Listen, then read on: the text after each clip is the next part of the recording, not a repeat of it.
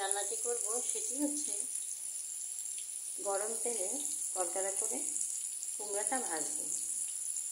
আহামরি তেমন কোনো রান্না না এটি।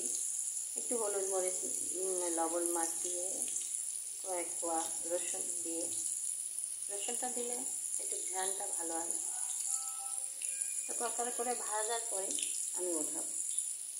তো এই রান্নার সাথে সাথে আমি একটা কথা বলবো, সেটি হচ্ছে যে আমরা ছোটো সময় পড়তাম যে স্বাধীনতা অর্জনের থেকে স্বাধীনতা বজায় রাখা অনেক কঠিন।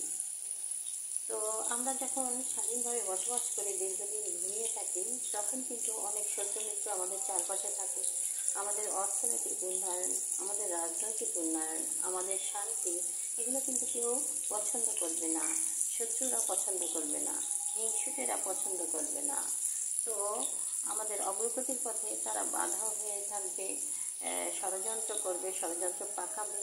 তো সেগুলি আমাদের বুঝতে হবে। শুধু সরকার বা ছাত্র জনতাই বুঝবে না, নাগরিকদের সচেতন হতে হবে, একমত হতে হবে, যাতে আমাদের কেউ সর্বনাশ না করতে পারে।